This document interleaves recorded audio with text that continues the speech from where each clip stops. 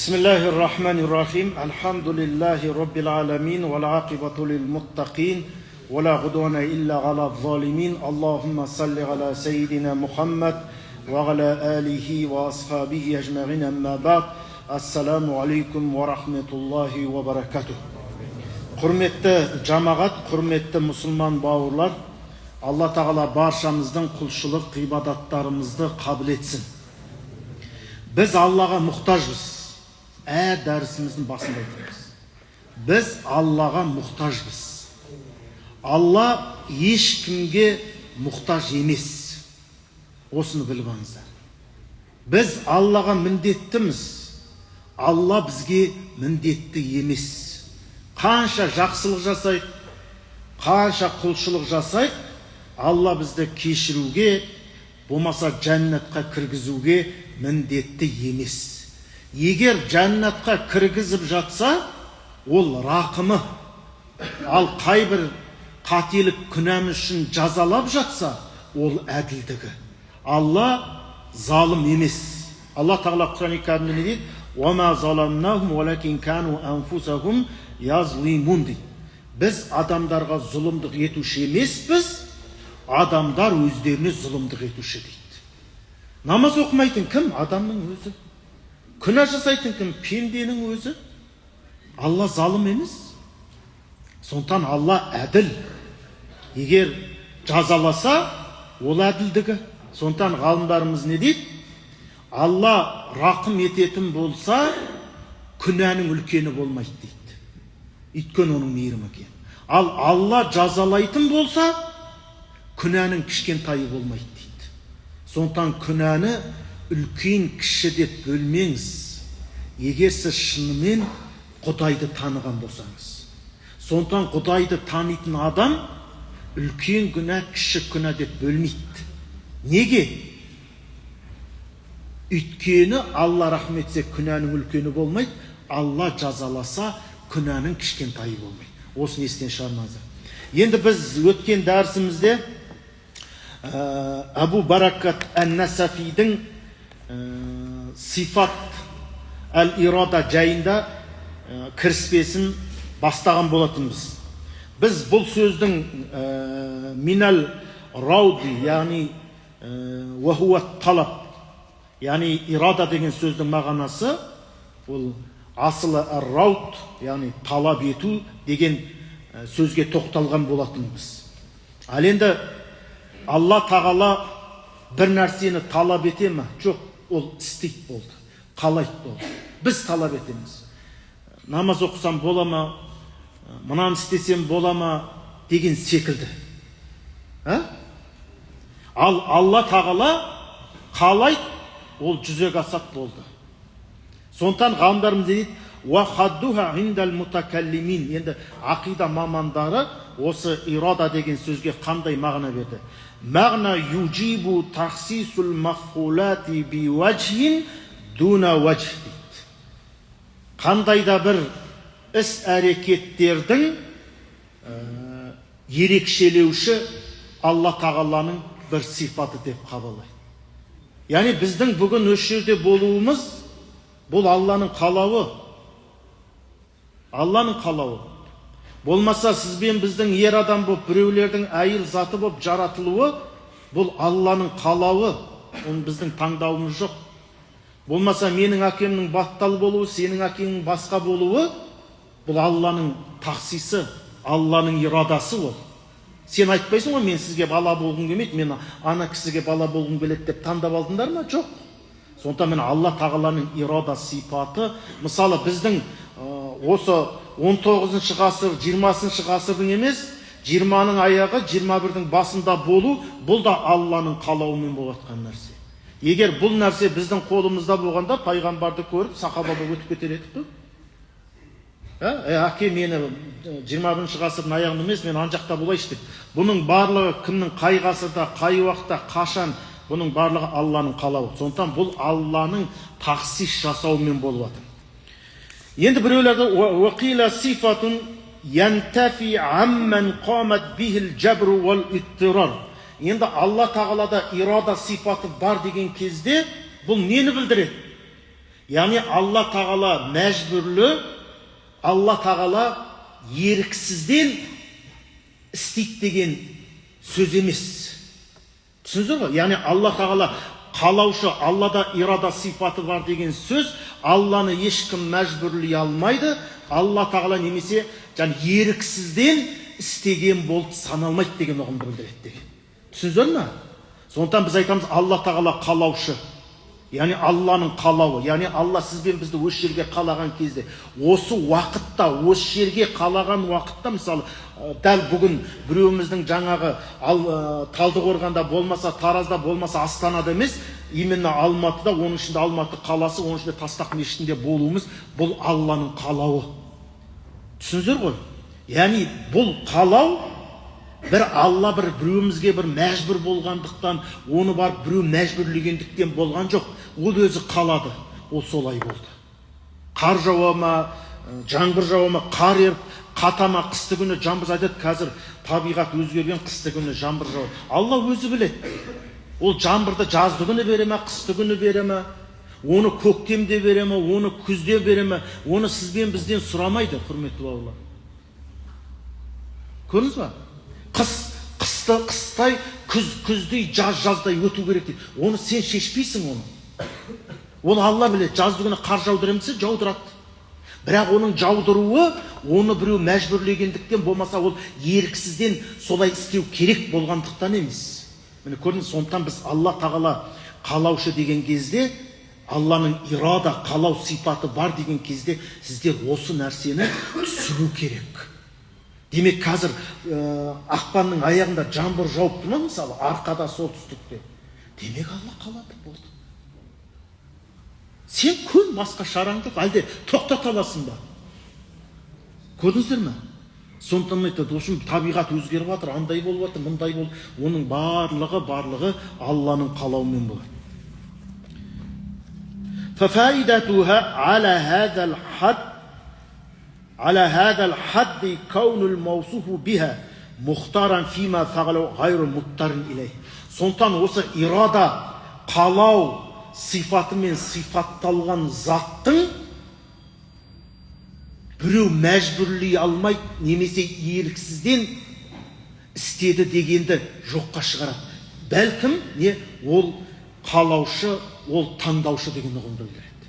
Сондықтан Аллада ирада сипаты бар деген кезде оған біреудің бір нәрсесі әсер етпейді деген сөз.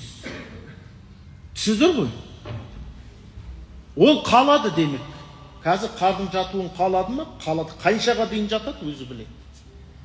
Қалайды, ертең күн тұстады, ертіп жібереді. Көрдіңіз бе? Бұрын бұндай болмайтын еді дейді. Болады, Алла қаласа. Ол қалады, жаңағы 6 бал қылды, қалайды, 9 бал қылады, қалайды, 11 бал текстеп тастайды. Яфалу майрид, ол қалаған істейді. Сенде бір амал шара бар ма? Жоқ. Қолыңнан келгенше берілген мүмкіндікті не істейсің? Сен пайдаланып үлгересің. Егер саған сол нәрсе жазылған болса, үйден қашып шығу, сөйтіп аман қалу деген секілді. Сен ол дәлел емес, сенің үйден қашып шығып, тегіс жерде тұруың, сенің зілзаладан аман қалады деуіңе. А вдруг жер ашып кетіп түсіп кетсең болды. Бәлкім сен үйде отырғанда өйтпес едің, а? Сондықтан ол жерде барлығы Алланың қалауымен болды. Сондықтан біз айтамыз, Алла тағала мурид, яғни әл-ирада сипаты бар, Алла қалаушы. Қалады болды. Қалады, бүгін отырмыз осы жерде. Өзгерте алдың ба? Өзгерте алған жоқсың, тағдырың. Біреу звондады, айтты, дәріс бар, қалам, дәрістен кейін қалам, намаз бар, намаздан кейін қалам дедім. Бәрі Алланың қалауымен болды. ثم صانع العالم أوجده باختياره. Кейін бұл әлемнің жасаушы Алла Субхана ва Тағала бұл әлемді биихтиярихи, өзінің таңдауымен, қалауымен жасады.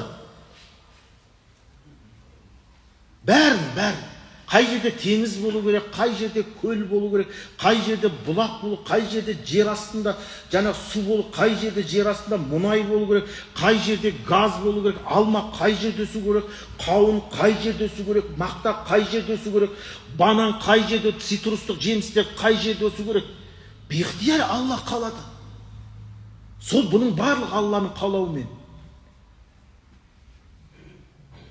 Бұл біздің осындай ұлыс болуымыз адамзаттың қалағанда Алла дейді, сенің барлығыңды бір үммет қылар еді дейді. Адам алейхиссалам. Жоқ, бірін өзбек, бірін қазақ, бірін тәжік, бірін араб, не істеді, бірін малай қып, бірін индияна, бірін Қытай, бірін ағылшын қып жаратты. Алланың қалауы. Біздің таңдау жоқ. Алла қалады, қазақ болдық. Альхамдулилля. Қазақ болмағанда жылқы етін жей алмай қалатын. Альхамдулилля, қымыз жеміз, а? Ойлашы. Қазақ емесің, қымыз жылқы етін жемейсің, қымыз ішпейсің. Альхамдулилля. Ол нығмет, не істейсің? Ол шариғатымызда рұқсат етілген нәрсе. Мин ихтиярин лаху. Ид ман ла ихтияр лаху фил фиғли фахуа мутта. Ал енді кімнің бір істе таңдауы болмаса, ол адам, ол нәрсе мәжбүрлі болып есептеледі. Құдай ондай емес. Мысалы, мен мына суды ішкім келген жоқ. Бір уақытта мына кісі қару кезінде ананы іштеді. Іштім. Енді осыны ішкен кезде мен бір өз қалауыммен іштім ба? Жоқ, мына кісі ішкізді ма? Алла, сондықтан кімде таңдау болмаса, ол мәжбүрлі болады. Сондықтан мына ішу, ішпеуде менде не болмады? Ихтияр болмады. Ішу, ішпеуім мына кісінің мәжбүрлігі. Бір вақт еді, енді ішкенімді шығар деді. Демек, менде ирада жоқ. Ирада болғанда, мен нейтінем, ішпем дейтін еді. Сондықтан Алла тағала ондай емес. Ол тек қана өзінің қалағанын істейді. Бәріміз жер бетінде 8 миллиард адам давай бір мезетте сәждеге жығылайық та бүйтейік десе де, ол Алланың таңдауына еш нәрсе алып келе алмайды. Түсінесің? Егер Алла тағала осы шаһардың сілкінуін қаласа, мысалы ертең бәлен сағатта десе, сөйтіп давайына бүкіл әлем болып жиналып 8 миллиард адам бір мезетте қол жайып дұғалап осыны өзгертейік, ешкім өзгерте алмайды. Өйткені ол мәжбүрлік емес. Түсінесіздер сіздер? Түсінікті ғой, а? Егер біз жаңағын өзгерткен болсақ, онда ол біз себепті ойынан қайтқан болады, онда ол қалай Құдай болады? Біздікі тілеу, өзгерту, өзгертпеу, оны қабылдау, қабыл етпеу Құдайдың құзырындағы нәрсе. Сондықтан сенің бір Алла тағала құлшылығыңды қабыл етіп, сенің ісіңді қабыл етіп, ісіңе береке беріп, отбасың, балаңның бәрі ақылды, бір шетінен қари, сондай данышпан болып жатуы, бір Алла тағалам мен постоянно құлшылық қылған едім, содан кейін деген сөз емес. Ол қалады просто, солай болып жатыр. Сондықтан сіздер ойлап қалмаңыздар, мен Құдайға бір нәрсе істеймін, бір нәрсе доказать етемін деп жоқ. Бәрі өзің үшін. Намаз оқысаң да өзің үшін, оқымасаң да өзің үшін. Сондықтан біз намаз оқиды екен деп, Алла таңдауын, қалауын өзгертпейді. Түсінесіздер ме? Егер ол біздің сол әрекетімізге қарай оны өзгерткен болса, онда біз оның ойынан қайтарған боламыз да, біз кімбіз оның ойынан қайтаратындай? Оның қалауынан қайтаратындай? Алла қалады ертең жаңбыр жауды. Ойбай, жаңбыр жаумасын деп сұрайықшы бәрімізді. Берсе, ол өзінің таңдауымен беріп жатыр. Сенің сол дұғашын болмаса тасаттық оққаннан жаңбыр беріп жатқан жоқ. Егер біз соған бола Алла жаңбыр берді деген болса, онда біздің сол әрекетіміз Алланың қалауын не істеді, әсер етті деген мағынада болды. Онда ол не Құдайға лайықты емес нәрсе болады. Түсіндіңіз ме? Сондықтан Алланың қалауы бұл нәрсені түсіну керек, құрметті жандар. Неге? Мен қараңыздар. Біз әр сабағымда айтамын. Мән ғарафа нафсаху ғарафа раббаху дейді. Кім өзін таныса, Құдайын таныды дейді. Менің барлық қалауым бола ма? Жоқ.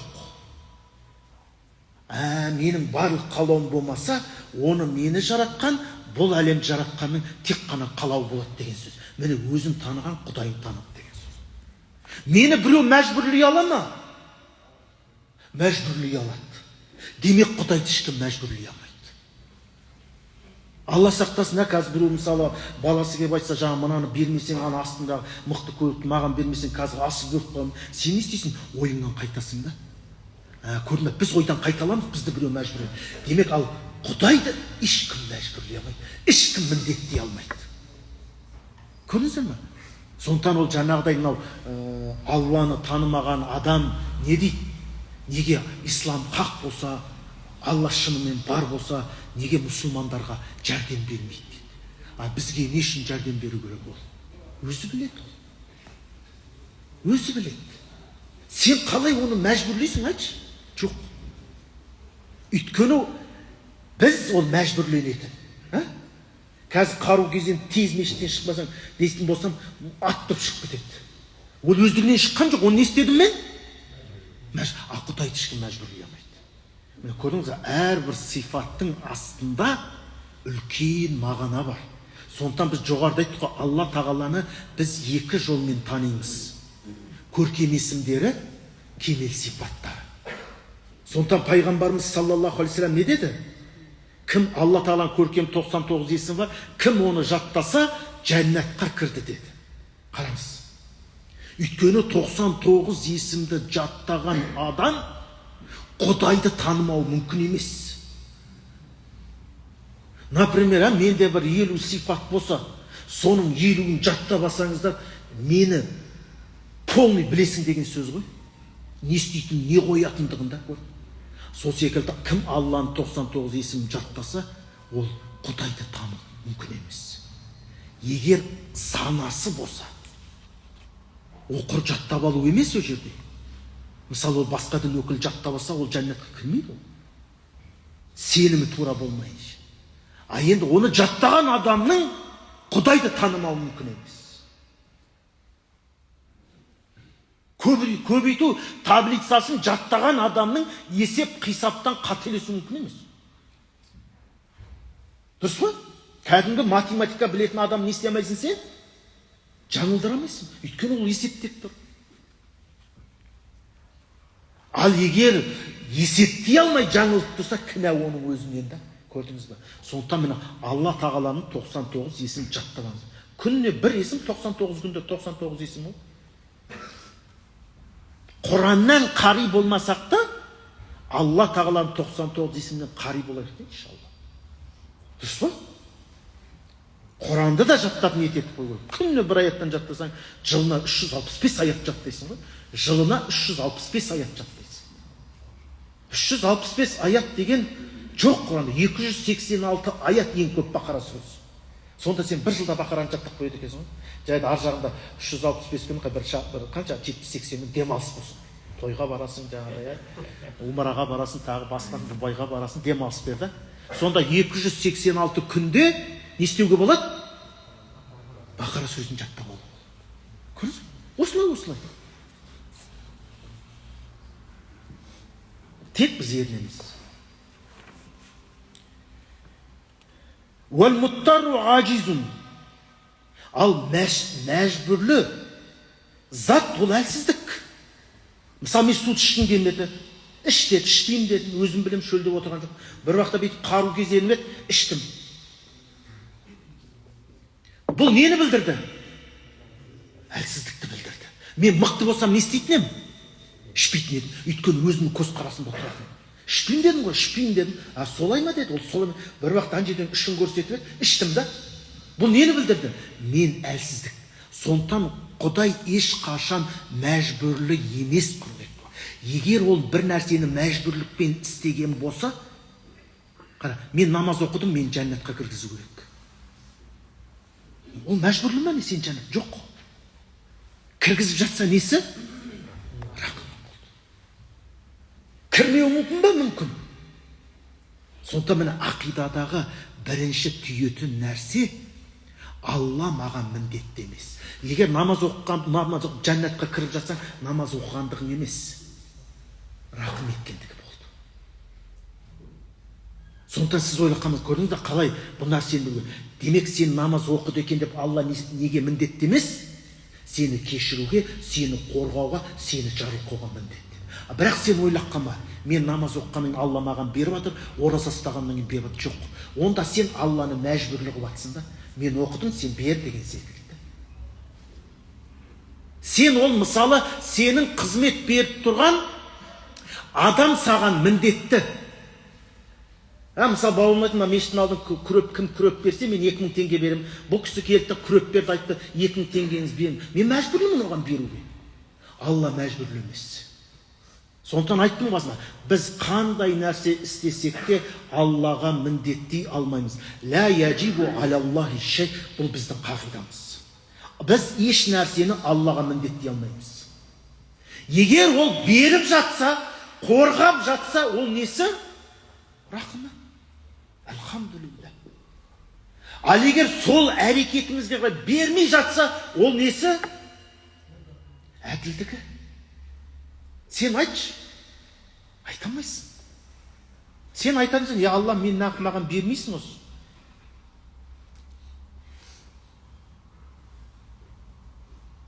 Алла тағала айтады, сен анау күнәңді не істейміз? Сен айтасың, я Алла, 5 жыл болды ғой намаз оқып жатқаным, ораза ұстадым, зекет беріп жатқаным. Деңіз Алла тағала айтса, анау күнәні не істейміз десе де? Я Алла, рақымың ал деп айтамын. Сондықтан пайғамбарымыз саллаллаху алейхи вассалам сахабалармен отырғанда не деді? Сендердің еш біреулерің амалдарыңмен жәннатқа кірмейсіңдер деді. Амалдың ішіне бүкіл кіре береді.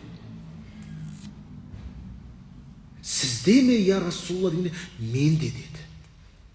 Илля мән рахима раб, Алла кімге рақым етсе, сол кіреді деді. Өйткені сен мені намаз оқыдым, мені кіргізу керек десе, сіз не істеген боласыз?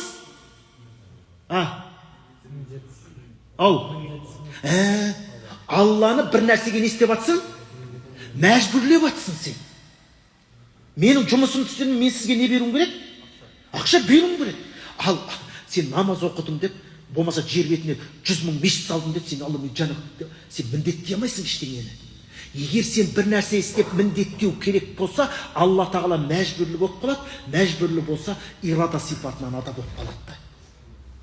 Онда Құдай болмай қалады. О қандай? Онда бәрі кеп міндетісіне берсе.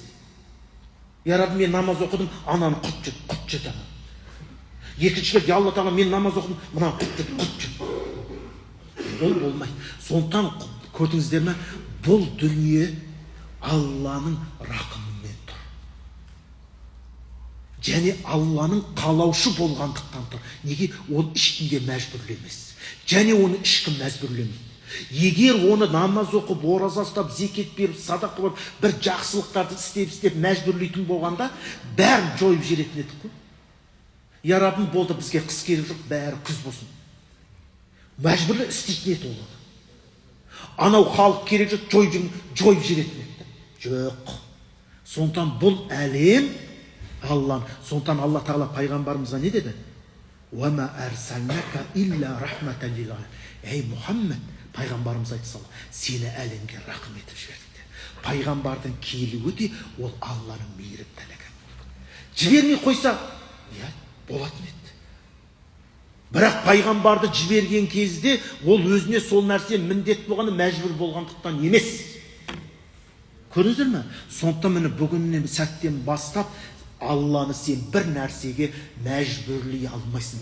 Тек қана Алладан сұрайсың. Алымыз телім тыныш болса, мына қоғамда орын алып жатқан арсыздықты, Аллахым, өзің жойсаң, содан менің ұрпағымды, қияметке дейін ұрпағымды қорғай алсын деп сен тек қана тілейсің болды. Ал оны істемеу, оны Құдай өзі шешеді.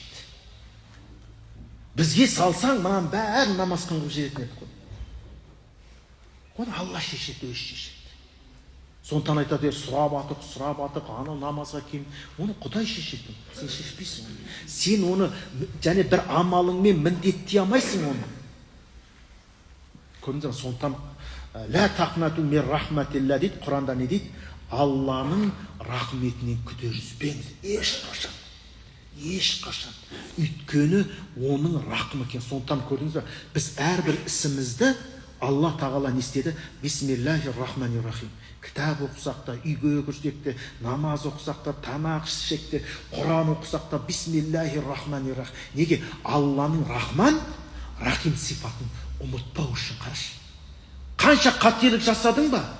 Рақымынан күдер үзбе. Қанша қателік үзбе. Өйткені оның мейірімі кең.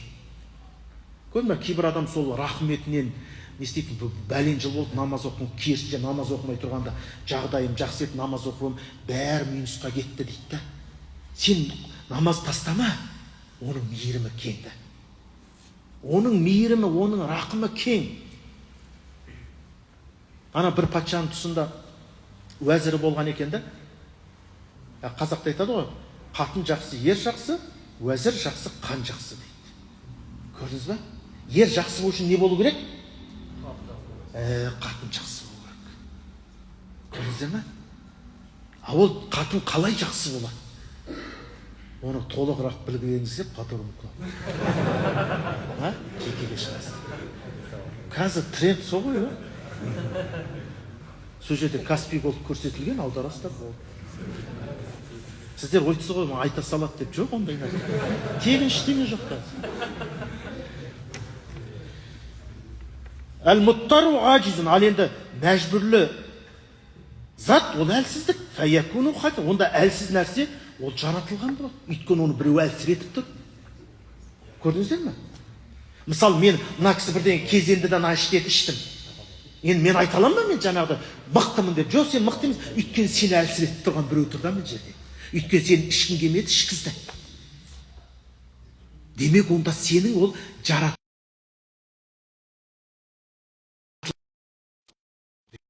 Мені сес көрсетіп тұрғанға. Ол жаратылмаған ба, жаратылмаған ба? Көрдіңіз? Ақырында жаралмаған, мәжбүрлі болмаған, құдіреті шексіз қалауы өз еркінде бір құдай болу керек деп адам тұжырымға келеді. Сондықтан міне санамен біз құдайды тануымыз керек, құрметті жамағат. Анау салқылдап жүре бермеу керек. Қарау керек. Кім бұл әлемді жаратқан? Не үшін Алла маған бермей жатыр? Сен сол кезде сұрақ қой, не үшін маған беру керек? Сен оны бір нәрсемен міндеттейтін болсаң, онда оны басқа біреуді сол нәрсемен міндеттейді. Саған міндетті болған нәрсе, онда оған да міндетті болу керек болады. Сондықтан Алла тағала не дейді? Автоматически дейміз ғой жаңа, еріксізден ол құдіретті және мұрит болу керек. Әл-ирада сифат неге болу керек? Мысалы, мен Алланы бір нәрсеге міндеттей алатын болсам, бір нәрсе, мына кісіде міндеттей алатын болсам, онда не болды? Онда дүниенің астан кестен шығады. Мен отырамын айтамын, я Раббым, жаз ғана керек маған, жыл 12 ай. Ана кісі қыста шаңғы тепкісі келеді. Мына кісі күзде жеміс жинағысы келеді. Көрдіңіз ба? Сондықтан Алла ешкімге мәжбүр емес, ешкімге міндетті емес. Ешкімге міндетті емес. Сондықтан да пайғамбарымыз саллаллаху алейхи вассалам не істеді? Алладан рақымын үзбеді. Афала акуну абдан шей Мұхаммед. Пайғамбарымызға саллаллаху алейхи вассалам қасындағы Айша анамызда сахабат, я Расул, өзіңізді осынша қинай бермесеңізші деді. Пайғамбарымыз білді, Алланың оған міндетті емес екен. Ол бізге ғибрат болды. Не үшін? Ана пайғамбарымыз Омар радиаллаху анхудан әлсіз болды ма не? Кімнің әйелі жесір, баласы жетім қалам десе, жүр таудың артына жүрсін деді. Яғни мені тоқтатсын деді Меккеге, Мәдинаға кетіп башқанда. Ешкімнің дұқы жетпеді оған. Өйткені оңай емес еді. Солай кетті. Мұхаммед саллаллаху алейхи вассалам солай шығуға қауқар жетпеген, жетеді. Өйткені пайғамбарларда 40 адамның күші бар. Пайғамбардың Зәтүл Фудул деген сауыты болған. Білесіздер ме? Двойной, екі қабат болған, екі слой болғанда, оны екі сапқа, екі жағынан көтеріп тұрып кигізетін болған. Пайғамбарымыз соны көтеріп, еще жорықта шайқасатын болған. Жоқ. Сақтық жасады. Тығылды барып. Көрдіңіз бе? Бұның астарында да үлкен мағына бар, мән бар, құрметті ағай. Пайғамбарымыз саллаллаху алейхи вассалам үңгірге барып тығылып, пана болып, паналап, сосын барып жасырынып қайтқан болса, Алла бізге міндетті емес. Намаз оқысаң да, ораза ұстасаң. Тек қана парасаттылықпен, даналықпен істеуіміз керек, құлшылық жасауымыз керек, Алланың рахметінен күдер үзбеуіміз керек. Уәлә ихтияра бидунил ирадати фәкәна муридан. Уәлә ихтияра бидунил ирада фәкәна муридан. وَعَلَيْهِ أَتْبَقَ الْمُسْلِمُونَ إِلَّا أَنَّهُ اِخْتَلَوْا فِي مَعْنَى. Сондықтан таңдауы бар зат ол қалаушы болады. Енді осы ирада сипатын бекіту кезінде мұсылмандар не істеді? Әртүрлі мағына беруге не істеді? Тырысты. Нәтижесінде дұрыс көзқарастар пайда болды. Оның сыртында теріс, қате көзқарастар пайда болды. Сондықтан жақсылық пен жамандық, ақиқат пен жалған ол қатар жүреді қиямет күнге дейін. Сондықтан Алла тағала бізді адастырмасын, Құдайды шынайы таныған, оның рахметінен күдер үзбеген құлдардан болуды Алла нәсіп етсін. Субханакаллахумма бихамдика ва нашхаду ан ла илаха илля ант ва настағфирука ва натубу илейк. Аллахумма тақаббал минна иннака антас самиул алим ва туб алейна я маулана иннака антат тауабур рахим.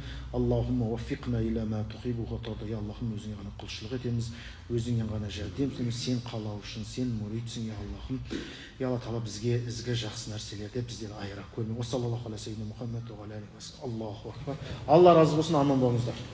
Дәрістен қалмаңыздар, әр дүйсенбі оразаға дейін дәріс өтеміз.